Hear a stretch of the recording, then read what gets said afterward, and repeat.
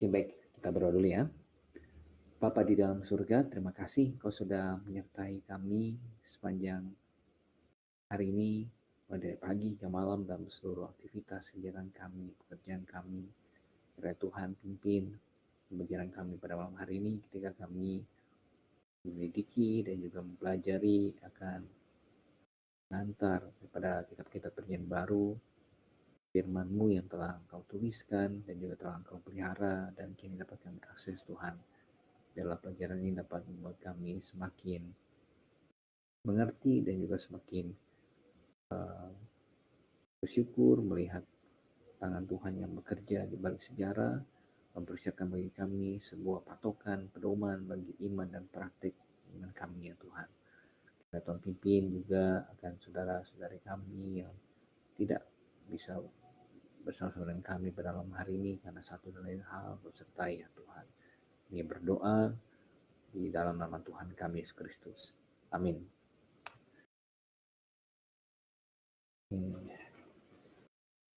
Baik, kita akan melanjutkan pembelajaran kita ini, pengantar perjanjian baru. Jadi, kita sekarang sudah masuk ke kitab-kitabnya, dan kita sudah bahas tentang kitab-kitab yang menjadi kontroversi. Yang pertama, kita membahas tentang Injil Sinoptik, ada Matius, Markus, dan Lukas. Kemudian kita juga kemarin sudah bahas kitab Yakobus. Jadi ada 7 kitab yang diperdebatkan ya, pada waktu proses sampai diteguhkan di konsili Kartage. Ya. Nah, kitab-kitab ini disebut antilegomena. Jadi ada beberapa kitab yang dipersoalkan, dan itu akan menjadi fokus utama kita terlebih dahulu. Kitab-kitab yang dipersoalkan ini, kalau Anda masih ingat,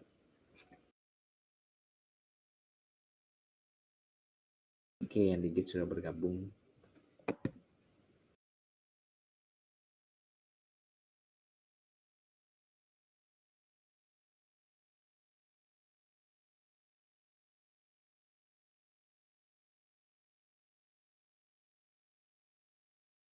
Jadi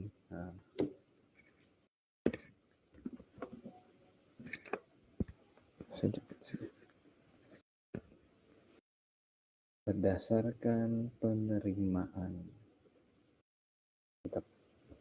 kitab PB di 2.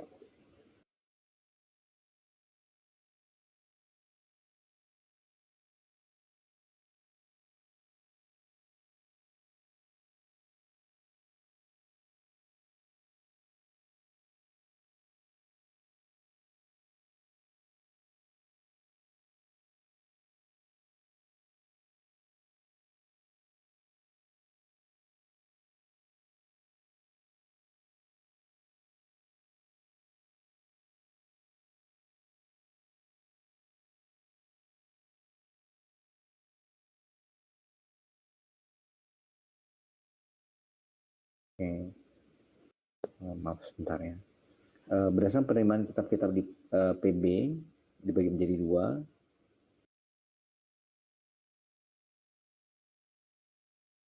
Pertama disebut homo legomena. Kemudian yang kedua ada anti legomena. Homo legomena atau homolog ya, legomena itu adalah kitab-kitab yang tidak diperdebatkan, jadi tidak dipersoalkan ya. Secara umum diterima sebagai firman Tuhan. Tetapi anti legomena ini yang diperdebatkan.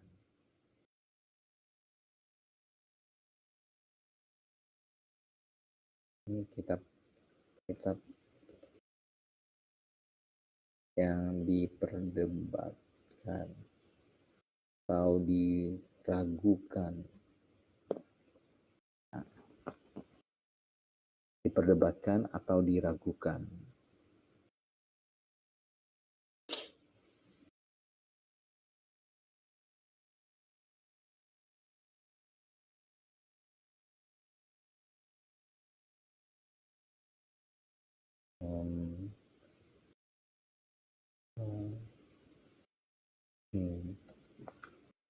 ada 7.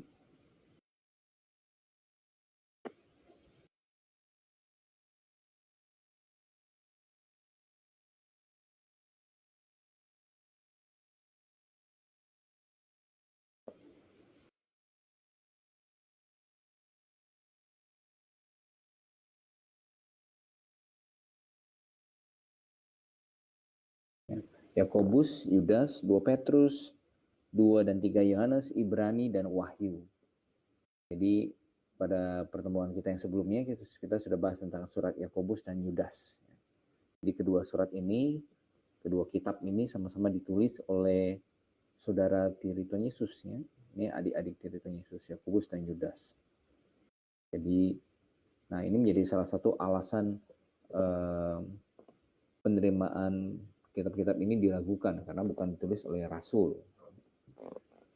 Namun kita juga melihat bahwa di sisi lain memang tidak ditulis oleh rasul, tapi dari isinya, kemudian dari kandungan ajarannya, dan juga munculnya, beredarnya pada waktu rasul-rasul masih hidup, dan di-approve ya, oleh para rasul.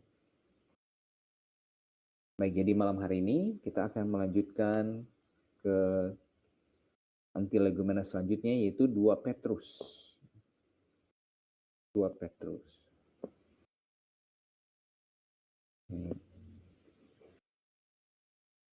Nah, kalau di materi kita yang pertemuan ke-8,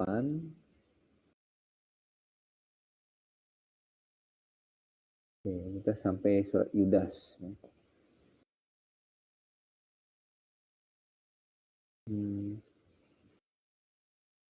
Yudas.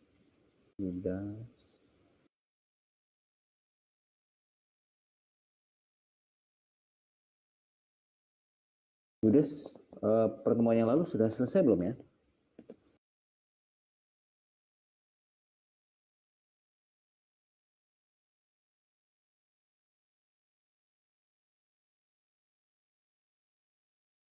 Yudas, setahu saya sudah selesai dah.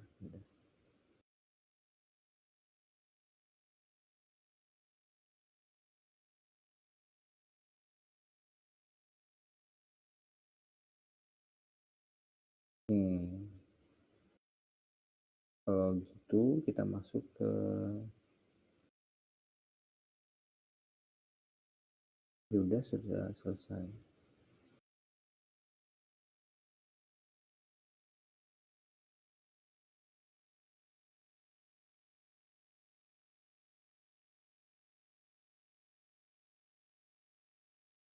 Yudas sudah ya, oke. Baik, kita lihat selanjutnya surat Ibrani. Ini Yudas, Ibrani. Oke. Baik, kita lanjutkan di surat Ibrani. Nah, surat Ibrani ini juga surat yang masuk ke antilegomena, diperdebatkan, diragukan karena penulisnya tidak diketahui menurut mereka. Namun kita percaya kalau di dalam Textus Receptus, bentar ya saya mau.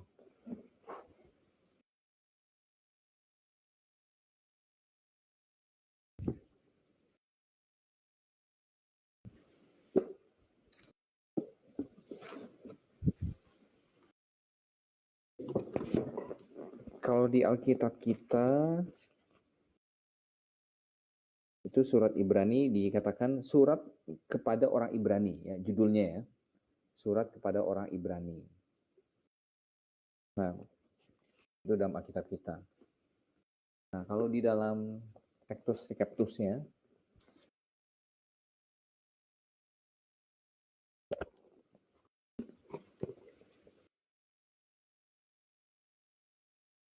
dalam ya, judulnya di Textus Receptus ya. Kalau saya begini kan ada kelihatan nggak ya?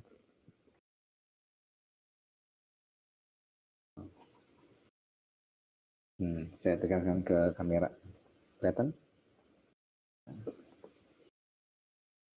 Nah, ini ada ya, Paulo, to apostolo, pros, Hebraio, ya, Hebraeus epistole. Jadi ada ya Paulo to apostolo, ya ini Rasul Paulus. Surat epistole ya Ibraius ya. Surat Ibrani kepada orang-orang Ibrani. Ini ada ya, Rasul Paulusnya. Di judulnya, kalau di dalam PR itu tidak diragukan lagi, penulisnya adalah Paulus. Ya. Hanya kalau di Alkitab Bahasa Indonesia kita langsung judulnya itu surat kepada orang Ibrani. Jadi Paulusnya itu nggak ada. Oke. Jadi kalau di TR tidak ada persoalan ya, selesai. Oke, kita lihat ya. Surat Ibrani bukanlah salah satu dari surat-surat umum, tetapi surat ini diperkenalkan sebagai rangkuman transisi dari sistem lama ke baru. Dari sudut pandang kontribusi doktrin dan keunggulan literatur, surat ini tidak ada tandingannya di antara kitab-kitab PB lainnya. Surat ini menunjukkan perubahan dari sistem imamat ke sistem ya, Kristen, terutama perubahan keimamatan yang baru, sebuah perjanjian baru, persembahan yang baru, dan baik yang baru. Ini salah nih, bukan baik yang baru. Persembahan yang baru dan yang baik yang baru, yaitu gereja. Oke. Kemudian kita masuk ke penulisan. Nah, ini menjadi persoalan. Kita sudah bahas tadi, ya, tidak ada keraguan di dalam TR bahwa penulisnya adalah Paulus. Bukti eksternal dengan jelas dan berlimpah menunjukkan eksistensi yang awal daripada surat ini, namun tidak banyak berkontribusi tentang solusi dari masalah siapa yang menulisnya. Clement dari Roma mengutip surat Ibrani, yang memakai bahasa dari Ibrani 11 ayat 37, Ibrani pasal 1 ayat 34 dalam Epistle to the Corinthians. Westcott, nah ingat Westcott ini adalah salah satu editor daripada CT ya, berpikir bahwa cara Clement memakai bahasanya mengindikasikan bahwa ia memiliki teks di hadapannya. Polikarpus, ini adalah muridnya Rasul Yohanes, menyebut Yesus Kristus imam besar kekal kita dalam Epistle to the Philippians, yang adalah penyebutan unik dalam surat Ibrani. Ya, kalau kita lihat penyebutan Yesus Kristus sebagai imam besar, kita temukan dalam Ibrani pasal yang keempat.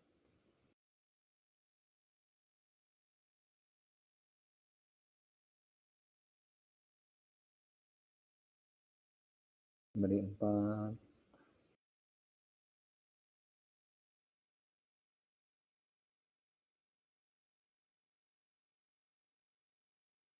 ayat 15. 14-15. Karena kita sekarang mempunyai imam besar agung yang telah melintasi semua langit, yaitu Yesus anak Allah. Baiklah kita teguh berpegang pada pengakuan iman kita, sebab imam besar yang kita punya bukanlah imam besar yang tidak dapat turut merasakan kelemahan-kelemahan kita. Sebagai sama dengan kita, ia telah dicobai hanya tidak berbuat dosa. Jadi ini khas Ibrani 4:15 ya. Kutipan dari Polikarpus. Jadi bukti eksternal ini menunjukkan bahwa Polikarpus itu muridnya Rasul Yohanes. Rasul Yohanes itu meninggal kurang lebih 95 sampai 100 Masehi ya, adik. Berarti Polikarpus ya sebelum tahun 200 berarti ya antara 150-an, berarti surat Ibrani ini sudah eksis ya, sudah ada.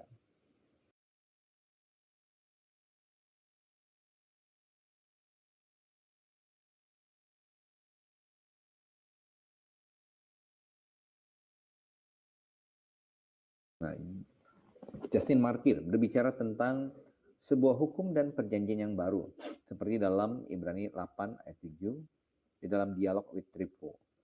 Dan tentang mereka yang tidak lagi disucikan oleh darah domba jantan dan darah lembu jantan dan percikan abu dan lembu muda, seperti dalam pasal 9, 13-14. Dionysius of Alexandria mengutip surat Ibrani sebagai surat Paulus.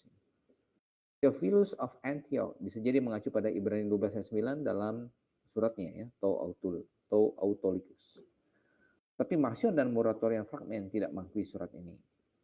Menurut Eusebius, Clement of Alexandria percaya bahwa Paulus yang menulis surat Ibrani ini dan Lukas menerjemahkannya. Dia berbicara tentang Paulus yang menulis kepada orang-orang Ibrani di dalam karyanya. Eusebius juga mengutip Panthaeus of Alexandria berkata bahwa Paulus menulis kepada orang-orang Ibrani sebagai karya lebihnya. Origen berulang kali mengutip surat ini sebagai tulisan Paulus. Eusebius sendiri percaya bahwa awalnya ditulis dalam bahasa Ibrani dan kemudian Clement of Rome menerjemahkannya. Eusebius kadang menempatkannya dalam homolegomena dan terkadang dalam antilegomena. Kita sudah bahas ya, apa itu homolegomena dan antilegomena. Athanasius memasukkan surat ini di antara 14 surat tulisan Paulus. Tertullian mengetahui surat ini tetapi menganggapnya ditulis oleh Barnabas. Cyprian tidak mengutip dari surat ini. Irenaeus dan Hippolytus mengenal surat ini tapi percaya bukan ditulis oleh Paulus.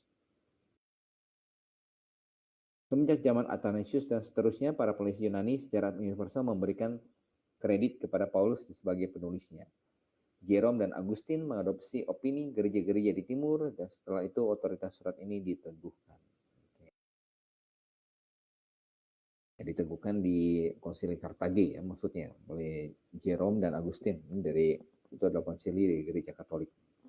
Namun penerimaan jemaat mula-mula Konsili Kartagi kan baru abad keempat ya 396-97. Nah, tapi penerimaan jemaat mula-mula jauh sebelum itu. Jemaat mula-mula sudah memiliki akses terhadap surat Ibrani dan sudah diterima sebagai firman Tuhan. Sudah beredar. Kalau ini ditulis oleh Paulus, ya, Paulus kurang lebih meninggal sekitar tahun 60, dipenggal oleh Nero.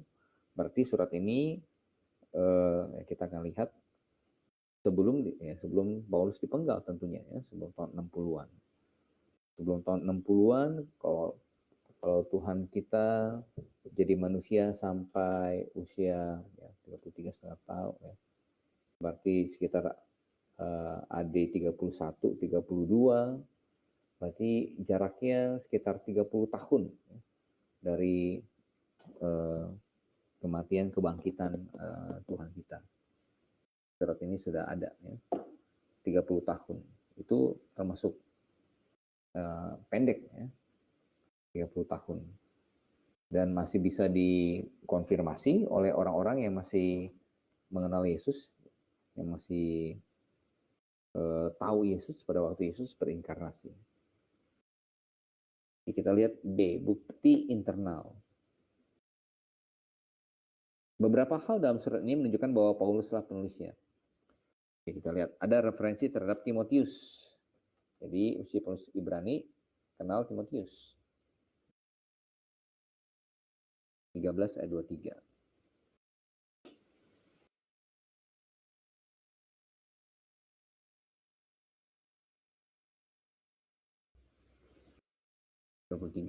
Ketahuilah bahwa Timotius saudara kita telah berangkat. Agar sudah ia datang, aku akan mengunjungi kamu bersama-sama dengan dia. Jadi kenal Timotius.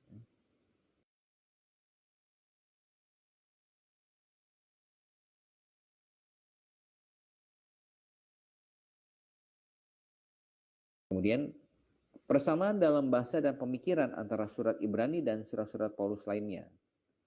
Contoh. Oke, kita lihat beberapa ya. Kita pilih acak saja.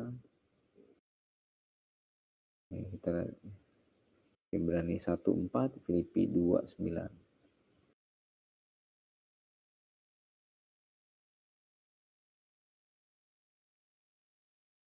Ibrani 1:4 jauh lebih tinggi daripada semua malaikat-malaikat, sama seperti nama yang dikaruniakan kepadanya, jauh lebih indah daripada nama mereka. Ibrani 1:4, Filipi 2:9.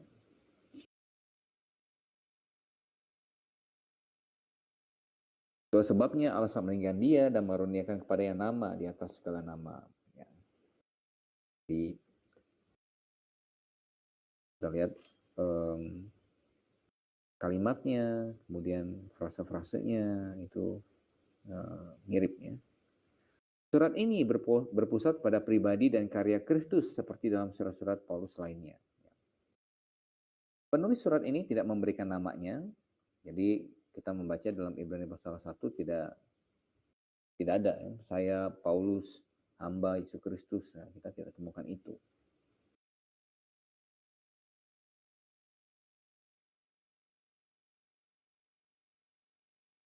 Satu langsung ya. Setelah pada zaman dahulu Allah berulang kali dan dalam berbagai cara, ya. Jadi tidak ada seperti surat-surat lainnya ya, Roma dari Paulus misalkan, Timotius dari Paulus, nah, Ibrani tidak.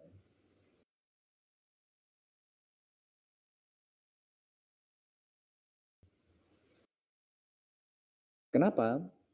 Penjelasan Clement of Alexandria berkata bahwa Paulus sengaja tidak mencantumkan namanya, ya, sengaja tidak mencantumkan namanya untuk menghindari prasangka buruk terhadap surat Ibrani ini. Jadi agar bisa diterima lebih luas. Jadi mereka tidak langsung antipati dulu ketika melihat, oh Paulus pasti maksudnya ini udah nggak usah dibaca. Ya. Tapi sengaja tidak ditulis namanya, anonimus, ya, untuk menunjukkan agar ketika mereka mendapatkan surat itu mereka mau baca dulu ya sampai selesai, ya. Nggak masuk akal juga ya. Jadi tidak keburu antipati dengan Paulus.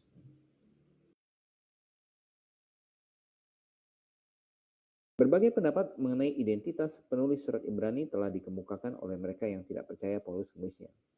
Ini ada beberapa pendapat ya. Ada yang berkata bahwa penulisnya Priscilla Aquila, ya, teman tukang tendanya Paulus yang sama buat tenda. Ada juga yang bilang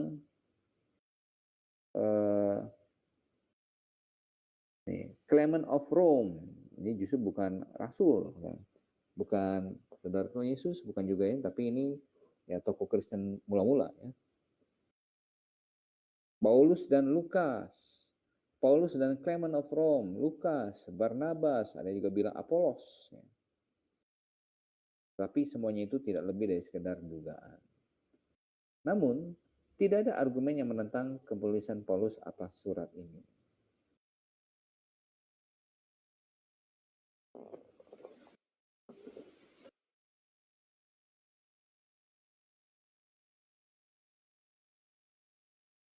Manuskripnya, latar belakang dan penerima. Manuskrip Alep dan Bet membagi judul Pros Hebraios dan meletakkan surat ini sebelum surat-surat pengembalaan. Namun dalam Perspectus judulnya adalah The Epistle of Paul yang tadi ya, Paulo, Tau, Apostolo, kemudian Hebraios, Epistole. The Epistle of Paul, the Apostle to the Hebrews. Penulis mempresentasikan sudut pandang Yahudi kepada para pembacanya. Pandangan ini didukung fakta bahwa tidak ada referensi kepada orang non-Yahudi di dalam surat itu. Tidak ada menyinggung tentang sunat, tentang persembahan-persembahan kepada berhala atau kesamaan orang Yahudi dan orang non-Yahudi di dalam jemaat. Abraham menonjol dalam surat ini, menunjukkan secara alami bahwa sang penulis sedang memikirkan keturunan fisik dari Abraham, sehingga dapat dengan aman disimpulkan bahwa surat ini ditujukan kepada orang-orang Kristen Yahudi. Orang Kristen Yahudi. Oke, itu latar belakang dan penerima. Penerimanya adalah orang Kristen Yahudi. Nah, ingat pada waktu itu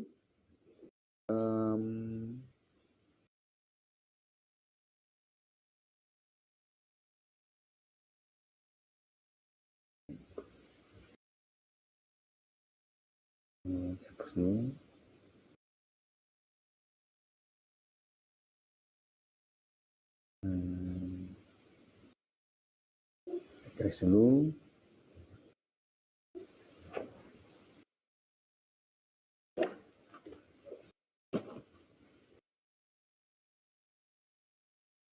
Ini Yohanes Pembaptis muncul,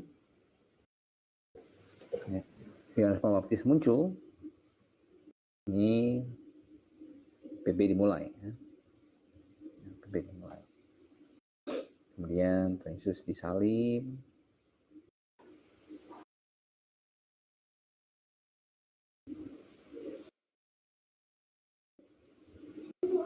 dan kemudian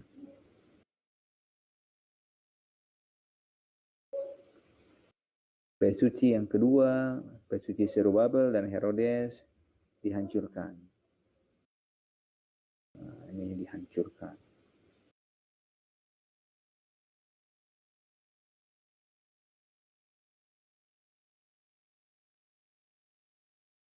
Dihancurkan. Ya. Tahun berapa ini? Ini pada tahun 70 AD.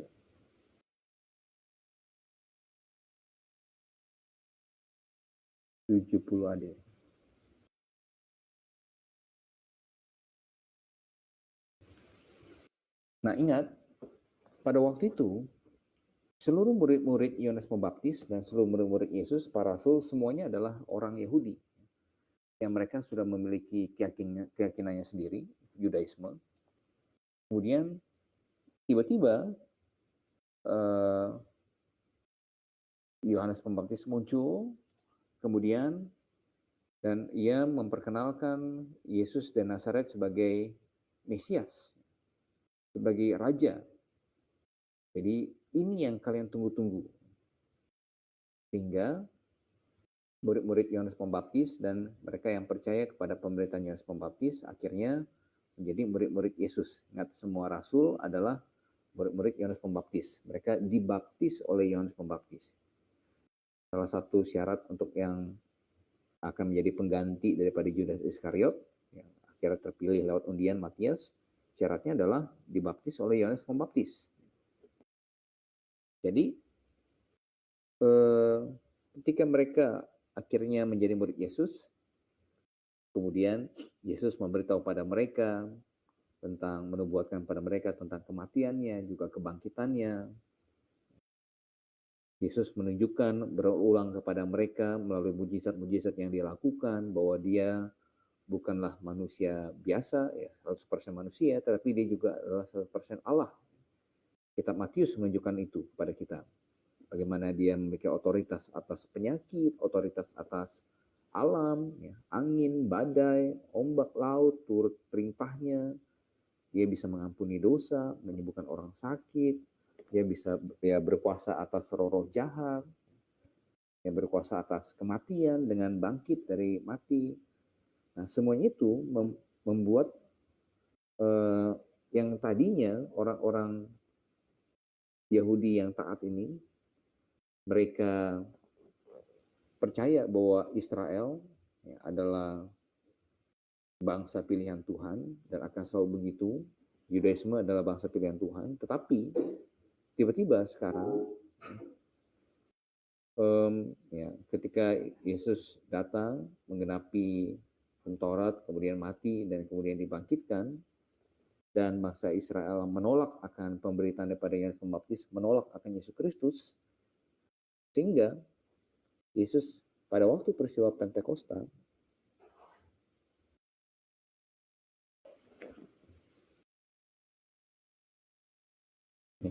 KPR 2 Pentakosta.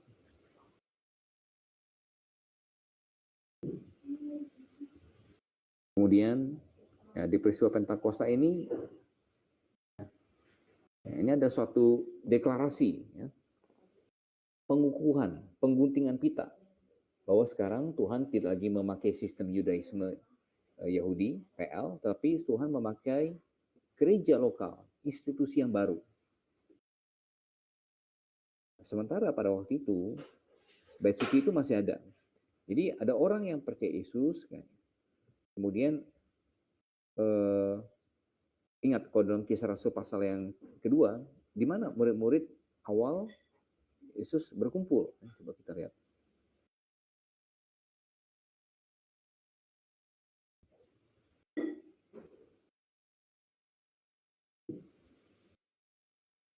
Kisah Rasul 2.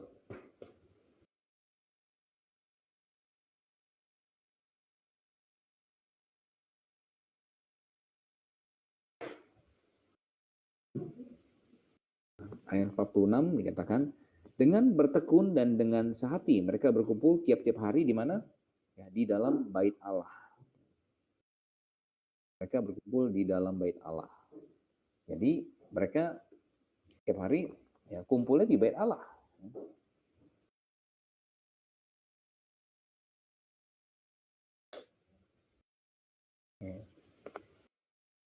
Hal ini akhirnya membuat sebagian orang Kristen Yahudi menjadi bingung.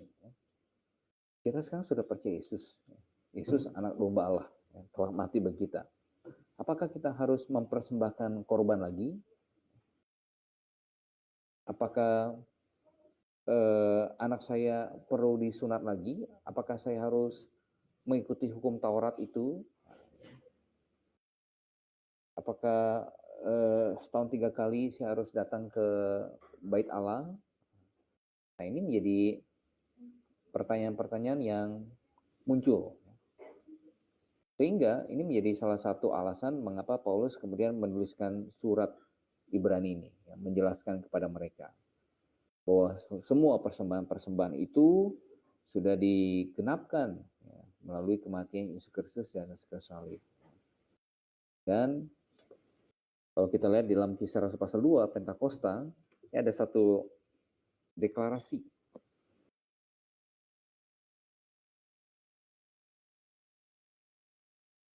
Deklarasi tentang institusi.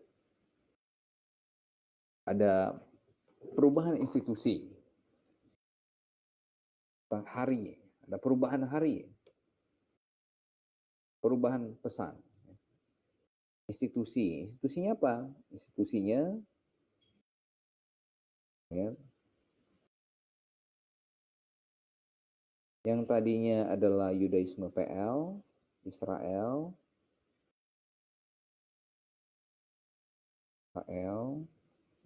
dengan Yudaismenya, ini akhirnya sekarang diubah oleh Tuhan jadi gereja lokal, ya, jemaat lokal. Harinya, ya, dulunya mereka mengagung-agungkan Sabat. Ya.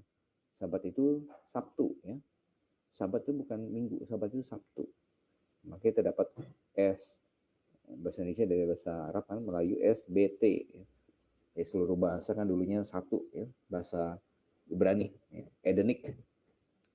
Belum ada Eber, ya. Edenik. Kita lihat konsonan yang sama ya, SBT, Sabtu. Akhirnya berubah menjadi bukan lagi Sabtu, tapi Minggu. Ya, Pentakosta itu hari Minggu. Ya, itu hari ke-50. Ya. 7 kali Sabat. 7 kali Sabat, 49 kan.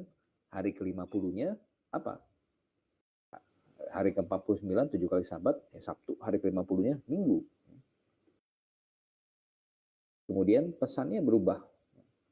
Apa? Kalau dulu pesannya, ini dulu pesannya bawa korban, ya, bawa kambing, bawa sapi, bawa domba, ya, merpati. Sekarang pesannya berubah. Jadi apa? Yesus telah mati sebagai anak domba Allah,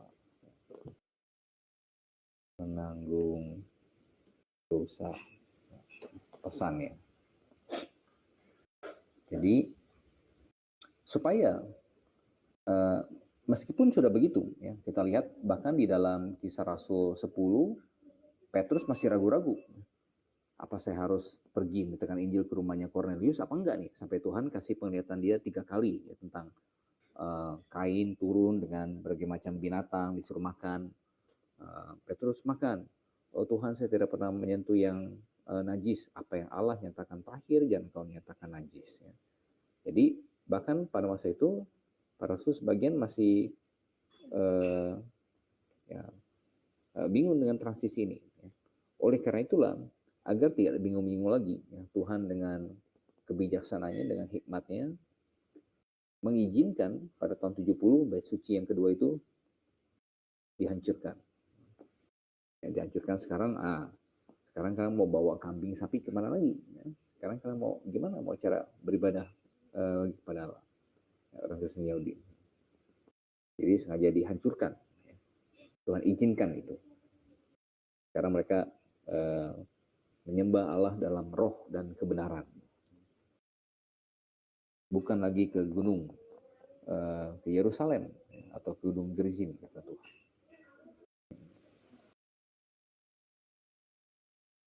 Oke, ini latar belakang surat Ibrani ya. Ada pertanyaan sampai sini?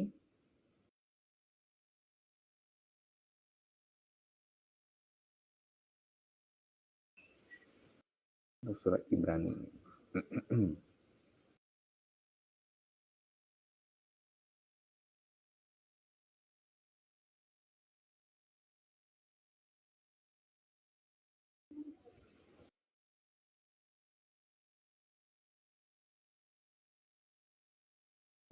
Oke, tidak ada. Kemudian kita lanjutkan lagi.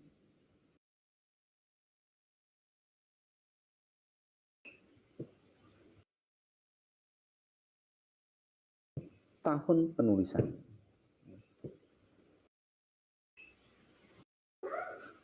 Ini agak nempel ya jaraknya. Nampaknya bait suci masih berdiri dan persembahan korban masih dilakukan. Perhatikan penggunaan presentasi berulang dalam kaitan dengan hal ini. Dan juga tampaknya para pembaca surat ini telah cukup lama menjadi orang Kristen. Mereka mengalami penganiayaan. Dengan mempertimbangkan hal tersebut, sangat mungkin surat ini ditulis AD 64.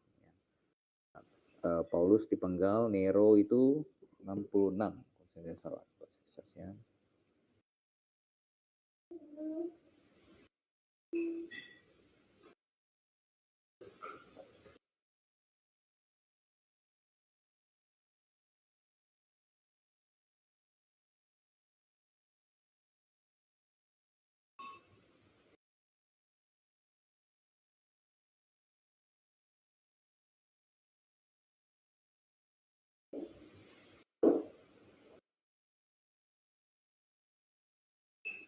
Ya, pandangan tradisional, Paulus dipenggal di Roma pada masa pemerintahan Nero ya, 64 sampai 67. Ya, 4 sampai 67. Jadi surat Ibrani ini ya jelas ditulis sebelum Paulus dipenggal ya. Oke, kita lanjutkan.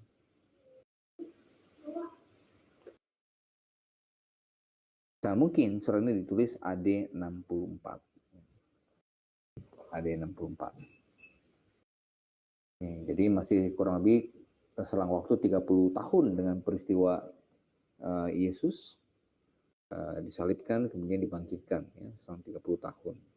Jadi jaraknya masih dekat. Masih banyak para saksi mata yang masih hidup.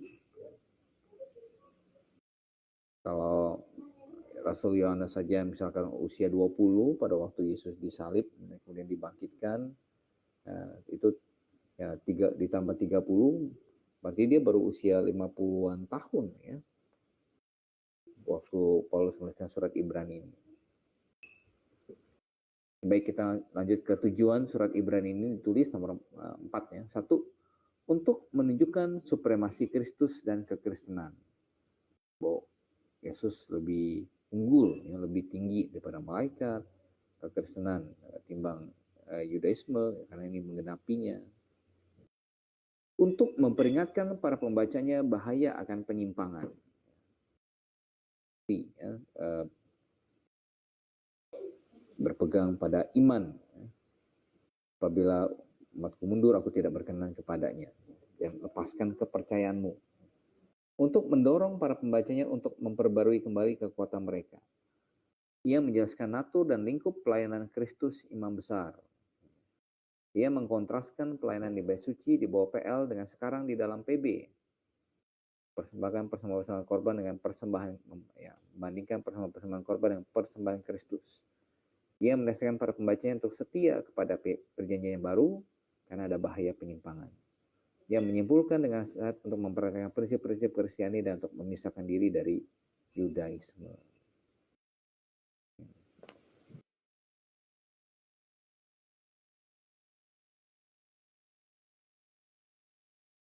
Itu tujuannya. Oke. Jadi apa yang diperdebatkan di dalam surat Ibrani ini adalah masalah kepenulisannya. Itu menjadi surat ini dimasukkan ke dalam antilegomena. Ya, siapa yang menulisnya? Nah, kalau lihat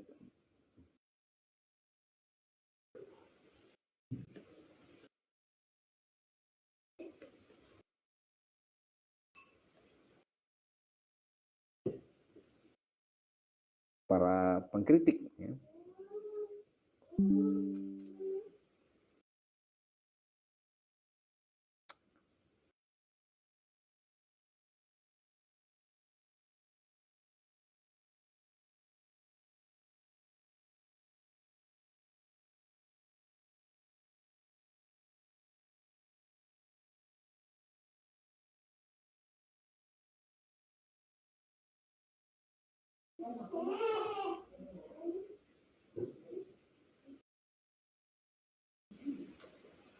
kalau para pengkritik mengatakan bahwa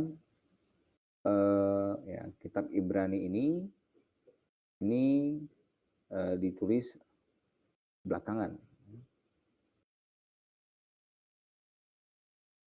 Jadi karena mereka tidak percaya ini ditulis oleh Paulus.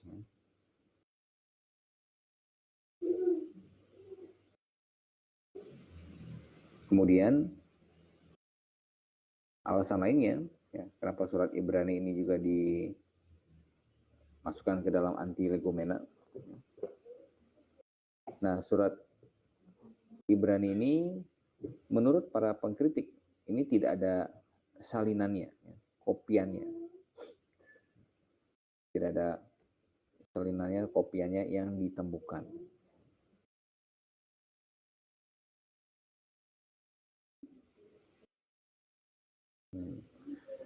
Nah, mengenai itu, kopi yang ditemukan, kita tahu bahwa di dalam pengantar PD, ya kita sudah baca pada waktu itu, kita sudah pelajari bahwa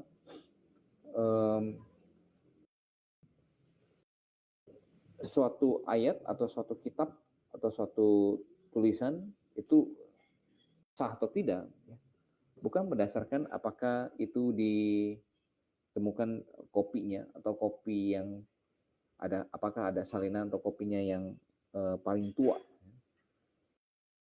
Seperti contoh Alep dan Bet, ya, yang paling tua. Ya. Contohnya yang Johanin Koma, 1 Yohanes 5, ya, ada 3 yang memberi kesaksian di surga. Itu tidak ada di dalam salinan yang tertua. Tetapi kenapa dalam Bet dan manuskrip-manuskrip seperti Bet dan Alep mereka tetap bagus, tetap utuh, dan manuskrip Bet dan Alep itu tidak ada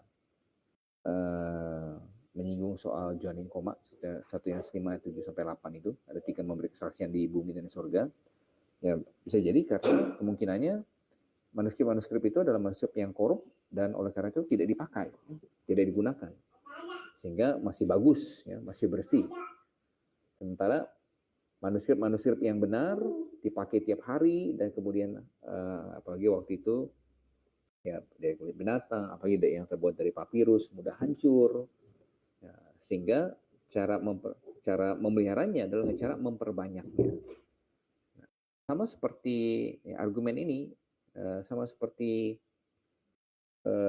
ya, argumen surat Ibrani yang katanya tidak ada salinannya, sama seperti argumen Johanin Koma yang tidak ada di dalam manuskrip Alep dan Bet, tetapi ditemukan di dalam terjemahan-terjemahan kuno. Old Syria, kemudian di Jerome, ya, Vulgate. Ya. Jadi ada banyak terjemahan-terjemahan kuno, Pesita, yang memuat, ya, naskah itu, Johanin Koma, termasuk juga di dalamnya adalah kitab ya Ibrani. Jadi itu sendiri juga sebenarnya sudah salinan. Oke, Monica mau bertanya apa maksud dari Ibrani pasal 2 ayat 9. Jadi eksegesis kita.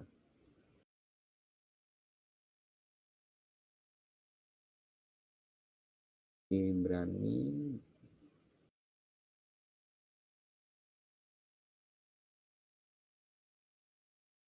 2 ayat 9.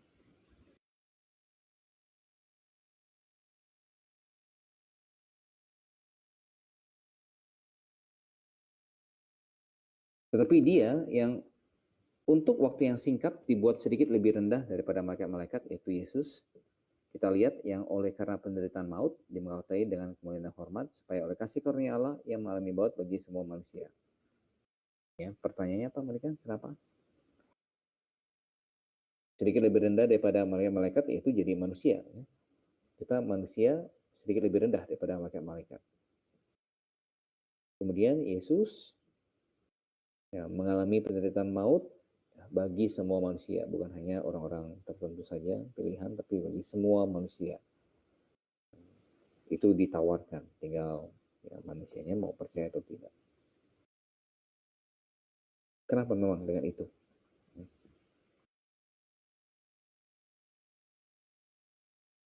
Ibrani 2 ayat 9. Ya.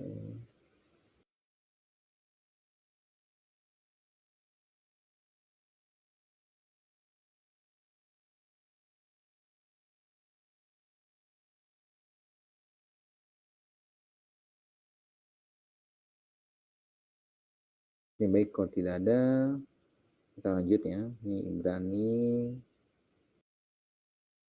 surat 2 Yohanes. 2 Yohanes.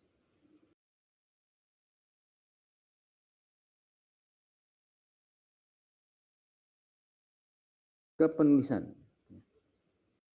Bukti eksternal.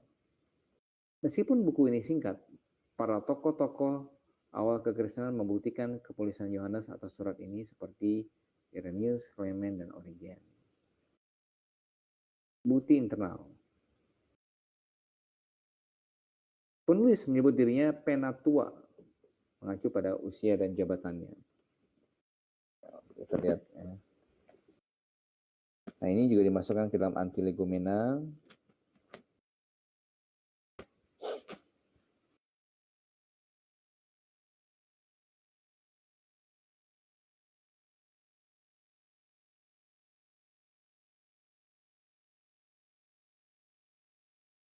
Nah, kenapa dimasukkan ke dalam antilegomena? Karena surat ini katanya ya memiliki judul Yohanes, ya, surat Yohanes kedua, tetapi tidak ada namanya diberikan. Ya. Tapi di sini dipakai kata penatua, sehingga membuat banyak orang yang meragukan ini benar gak Yohanes? Ya. Kenapa dia tidak tulis dari Rasul Yohanes begitu? Ya. Tapi justru menyebutnya dengan jabatannya ya, penatua kepada ibu yang terpilih. Jadi diragukan, akhirnya dimasukkan ke dalam antilegomena. Namun bukti eksternal kita lihat Irenaeus, Clement, dan Origen ini percaya bahwa Yohanes yang menulis surat ini. Bukti internal, penulis sebut dirinya penatua. Ini mengacu pada usia dan jabatannya. Ya, penatua itu sama dengan penilik, sama dengan gembala. Sesuai dengan Kisah Rasul 20 ayat 13 dan 28 ya. Semua rasul adalah penilik. Ya, coba kita lihat. Semua rasul adalah penilik, semua rasul adalah gembala. Jadi rasul otomatis sebagai gembala. Tapi gembala belum tentu rasul. Jadi jangan dibalik ya. Rasul lepas gembala, tapi gembala belum tentu rasul. Coba kita lihat dalam Kisah Rasul 1:20.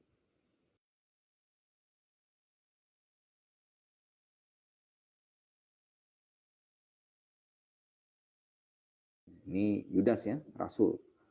Coba udah terus dalam kitab Mazmur, biarlah perkemahannya menjadi sunyi dan biarlah tidak ada penghuni di dalamnya dan biarlah jabatannya diambil oleh orang lain. jabatannya si Yudas ini, rasul.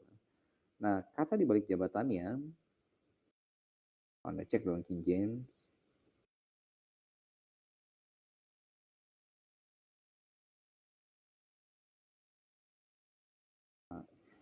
and his bishopric let another take, ya, bishopric, ya. Dan kepenilikannya biarlah orang lain yang ambil, kepenilikannya. Jadi rasul itu, saya belum share ya dari tadi.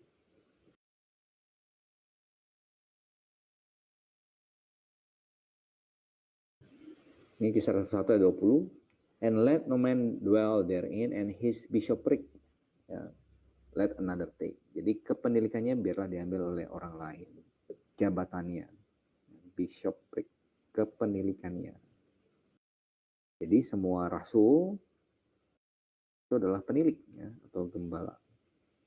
Tetapi gembala belum tentu rasul. Mengapa Paulus dipenggal kelewat itu ya? Ya karena waktu itu terjadi kebakaran di Roma, Pak. Ada yang bilang itu Nero yang agak error, ya. Kemudian dia perintahkan membakar kota Roma.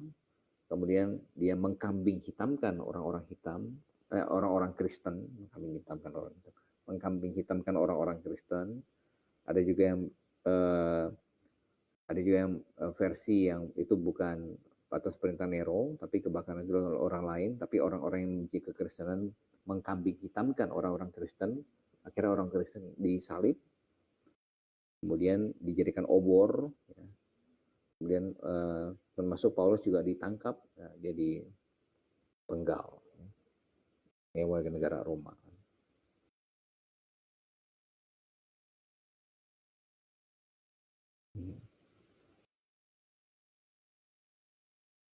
Semua rasul adalah penilik dan penatua yang mendukung, dan penatua, ya. Semua rasul adalah penilik dan penatua.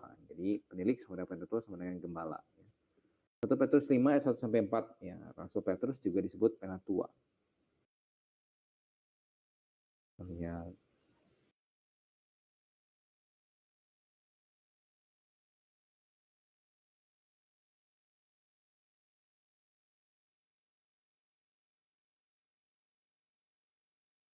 Satu Petrus 5. Saya ambil King James ya. The elders which are among you I exhort, who am also an elder. Jadi aku yang juga adalah seorang penatua. Jadi Petrus sebagai selain seorang rasul, dia juga adalah seorang penatua, seorang penilik, seorang gembala.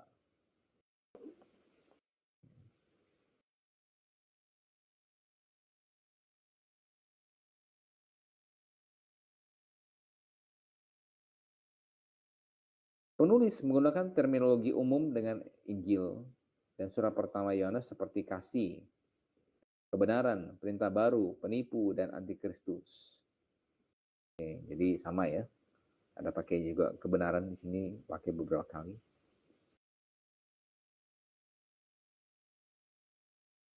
Kebenaran aletheia muncul 4 kali dalam 2 Yohanes. Kemudian penerima, siapa penerimanya?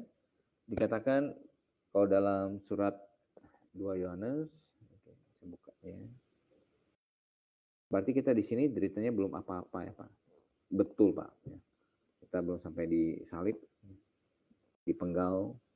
Dulu sempat kejadian yang di STT Dulos yang diserang itu, ya.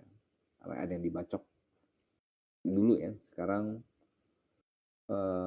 hampir tidak ada penganiayaan.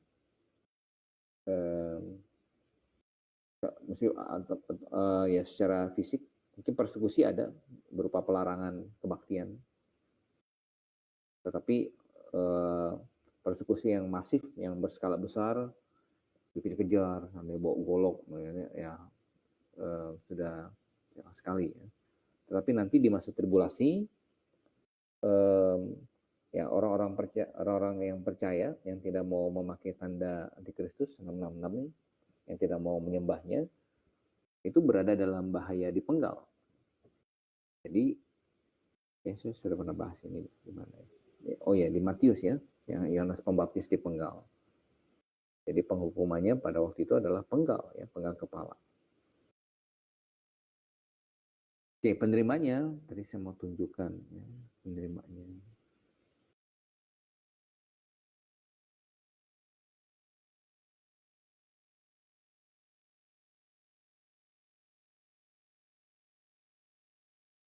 Di penggal kepala, kalau kita sudah ya meninggal, terus jiwa kita nanti ya, badan kita sama kepala kita terpisah nggak? Ya. Seperti yang film-film itu ya, sambil tenteng-tenteng kepalanya. Oh tidak ya, nyambung. Jadi Yohanes Pembaptis dia menakan tubuh bangkitan, ya kepalanya nyambung ya, nggak terpisah.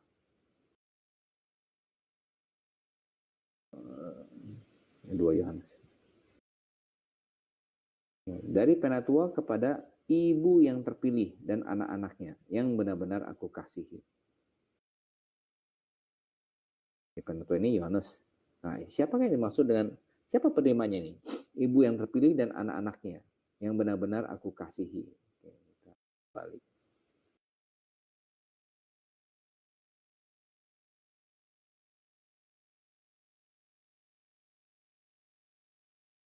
Penulis berbicara kepada ibu yang terpilih dan anak-anaknya.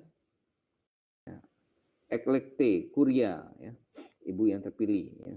Eklekte yang terpilih. Kuria, ya. Perempuan yang terpilih dan anak-anaknya. Berbagai pandangan diajukan tentang identitasnya. Ada beberapa pandangan ya, penafsiran. Nomor satu, ibu yang terpilih ini adalah gereja universal umat pilihan. Nah, ini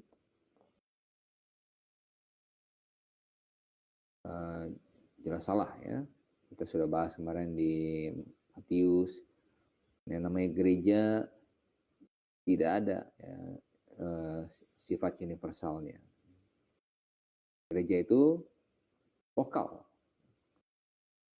Universal ini adalah sebuah sifat atau fitur bukan miliknya gereja, tapi miliknya apa?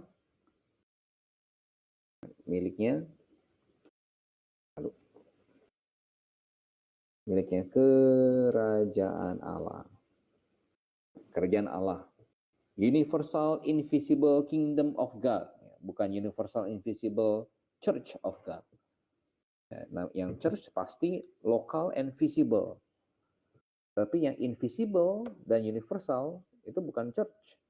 Itu miliknya kingdom of God, kerajaan Allah. Jadi sudah pasti salah. Kemudian pandangan yang kedua, siapa identitas ibu yang terpilih ini? Seorang wanita yang bernama Kuria. Jadi Kuria yang terpilih kan dalam bahasa Yunani-nya. Eklekte Kuria. Jadi kalau begitu berarti Yohanes menulis surat kepada seorang wanita yang bernama Kuria yang benar-benar dia cintai, ya, dia kasihi. Apa ini pacarnya Yohanes? Tampaknya bukan ya, ini bukan mengacu pada satu individu. Ya. Kalau begitu jadi surat cinta. Ya.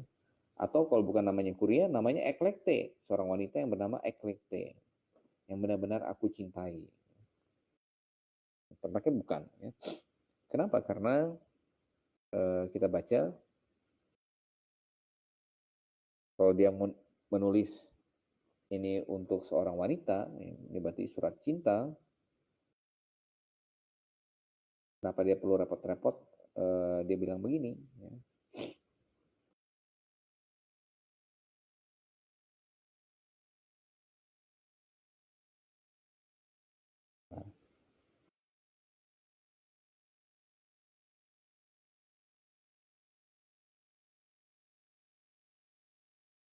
Ayat 5. Dan sekarang aku minta kepadamu, Kuria atau Eklekte, kalau ini benar-benar mengacu pada seorang wanita.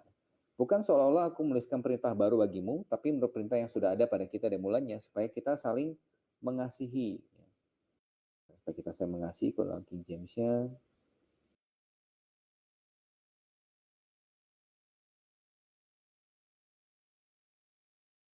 ayat 5. Now I beseech thee, lady, that we love one another. Jadi dia tulis surat kepada seorang wanita yang namanya Eklekte atau Kuria. Kemudian dalam suratnya bilang supaya kita harus saling mencintai, gitu ya, saling mengasihi. Jadi itu agak tampaknya enggak ya, enggak seperti itu ya. Belum tunjukkan ya. Yang kelima ya, beseech lady, perempuan, wanita, that we love one another, agar kita mencintai satu dengan yang lain ya. Saling mencintai.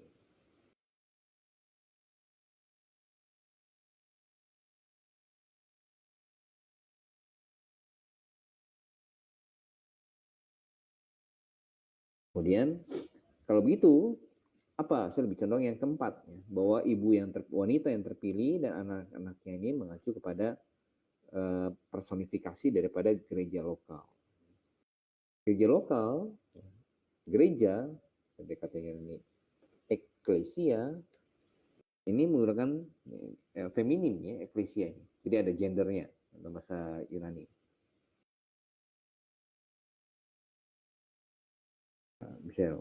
Dia bisa diganti dengan pronoun she, ya, mempelai wanita, ya, gereja she, ya, kata ganti dia wanita perempuan. Karena eklesia adalah kata benda feminim.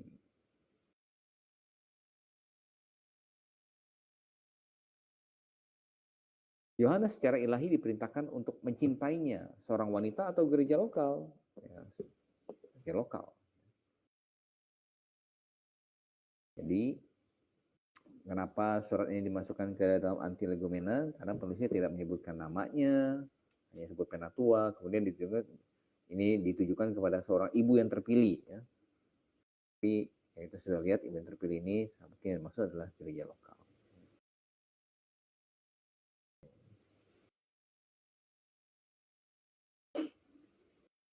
Dalam penulisan, surat ini ditulis kurang lebih AD 90-95, ya dekat-dekat dengan kitab Wahyu. Tujuan surat 2 Yohanes, Yohanes memperingatkan jemaat tentang penyesat yang hadir dengan pengajaran palsu, ayat yang ke-7. Ia melarang mereka untuk mengizinkan orang-orang tersebut masuk ke rumah mereka. Jadi jangan terima. Ya. Jadi kalau kamu sudah punya bekal, ya, saksi Yehova masuk ke rumah. Ya.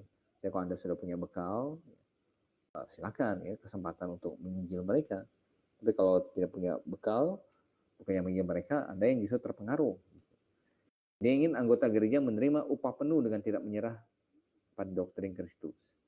Pada bema Kristus, orang Kristen berpotensi kehilangan upah atau kehilangan sebagian upah karena ketidaktaatan dan kemunafikan hidup dan pengajaran yang salah. Baik, kita lanjutkan karakteristik 2 Yohanes. Orang percaya dan gereja harus saling mengasihi dalam kebenaran. Gereja yang penopang dan dasar kebenaran. Kristus mengasihi gereja. Kecintaan seseorang terhadap gerejanya terlihat dalam dukungan yang setia. Secara fisik dia hadir bergereja. Kemudian secara doktrinal ya setuju, ya, satu iman. Secara keuangan, jadi ia juga ikut memberi, yang membantu dalam pekerjaan Tuhan, dan juga ia ikut mendoakannya. Ia bersukacita karena anak-anak rohaninya hidup dalam kebenaran, aletheia, muncul 4 kali dalam 2 Yohanes. Ajaran sesat yang lazim di gereja ini adalah doketik, atau kepercayaan bahwa Yesus Kristus adalah hantu, atau tidak datang dalam daging. Ini dalam surat 1 Yohanes. Kenapa? Karena daging dianggap jahat, namun tidak. Daging adalah bagian dari tubuh yang Tuhan berikan kepada kita. Jadi daging tidak jahat. Tapi keinginan daging itu jahat. Tapi tubuh, daging kita sendiri tidak jahat. Murid-murid berpikir bahwa Tuhan adalah roh. Tapi dia berbicara pada mereka dan ya, menyentuh Petrus. Setan membenci doktrin inkarnasi. Jadi Yesus datang jadi manusia dalam daging. Orang percaya tidak boleh terus-menerus kompromi kepada mereka yang sesat dalam hal kristologi. Baik kompromi dalam perkataan ataupun perbuatan. Oke, ini surat 2 Yohanes.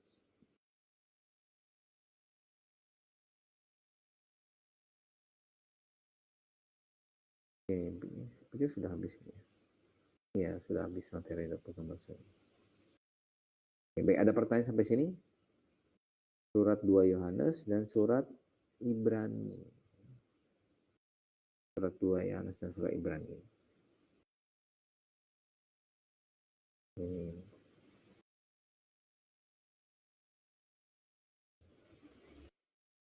Untuk nanti kita juga ada pelajaran ya, mungkin bukan dengan saya. Jadi untuk PB ini ada pengantar PB, kemudian nanti ada survei PB. Survei PB. Nah, di pengantar PB ini kita lebih banyak berfokus dengan tahun, kemudian kritik-kritik, kenapa ini ya, tidak diragukan, ya, anti legomena. Ya. Tapi kalau survei PB, nanti Anda akan lebih banyak belajar tentang ya pengantar singkat, ya, temanya tentang apa, kemudian pengajaran di dalamnya sekilas, peristiwa-peristiwa yang menarik di dalamnya, itu survei PB. Jadi kita membatasi dari pada berfokus pada pengantarnya saja. Oke, baik, ada pertanyaan? Kalau tidak ada pertanyaan, kita cukup sampai di sini pertemuan 9 kita. Melalui pelajaran teologi ini kita semakin kuat atau tegar iman menghadapi kejadian masa depan. Harus bayar harga. Iya, betul. Setuju, Pak. Dan ya apalagi nanti ya orang-orang yang percaya di masa tribulasi ya, itu harus menghadapi siap-siap menghadapi ya, kematian. Ya. Nah, kita orang percaya PB ya puji syukur pada Tuhan. Ya. Tuhan katakan kita tidak ditetapkan untuk ditimpa murka. Jadi, gereja yang benar akan diangkat terlebih dahulu. Ya, dilindungi keluar dari hari pencobaan yang akan mencobai mereka yang diam di seluruh bumi. Ini keluar. Baik, kalau tidak ada pertanyaan, kita sampai di sini. Ya, kita mau tutup dalam doa. Bapa di dalam surga, terima kasih untuk waktu dan kesempatan pada malam hari ini. Kami sudah membahas dan pengantar daripada kitab Ibrani, juga 2 Yohanes. Yang Tuhan tolong agar apa yang kami bahas dan juga pelajari, ada bagian-bagian, ada hal-hal yang dapat menguatkan kami dan juga dapat kami bagikan juga kepada orang-orang yang mungkin dan meminta pertanggungjawaban kepada kami, ya Tuhan. Kami mengucap syukur, kami menyerahkan waktu kami selanjutnya, waktu istirahat kami dalam tangan-Mu. Kami berdoa di dalam nama Tuhan kami, Kristus. Amin. Baik, saya ucapkan selamat malam untuk kita semua. Ya, selamat beristirahat, saudara-saudara sekalian. Ya, Tuhan Yesus menyertai kita, ya Maranatha.